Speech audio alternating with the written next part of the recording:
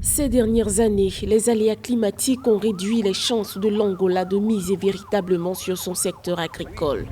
L'exécutif a pourtant initié des projets pour garantir la sécurité alimentaire.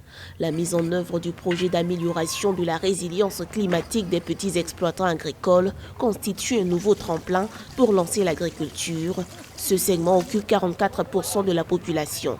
Pour ce projet, l'exécutif a récemment mobilisé 111,8 millions de dollars, passerelle pour stimuler la productivité. Nous ne pensons pas que les efforts que le gouvernement angolais a entrepris pour relever le niveau de productivité dans le secteur agricole a vraiment porté, parce qu'aujourd'hui, on a encore seulement 15% des terres cultivables qui sont totalement inexploitées. Le projet prévoit de renforcer la résilience au changement climatique. 218 000 familles vivant essentiellement de la production agricole dans les zones rurales devraient en bénéficier.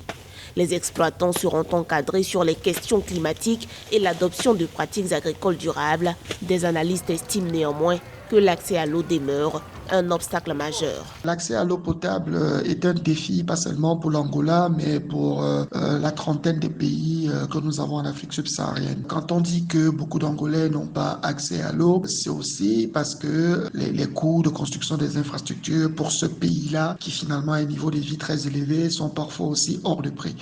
Et donc, beaucoup n'a pas été fait pour cela. Face à l'instabilité des cours du pétrole, l'exécutif angolais doit diversifier l'économie. Il affiche de plus en plus sa volonté de relever la contribution de l'agriculture au PIB, estimée à 5,5%. Le secteur passe désormais pour être un nouveau relais de croissance pour l'Angola, déterminé à rompre le pacte avec l'ère du tout pétrole.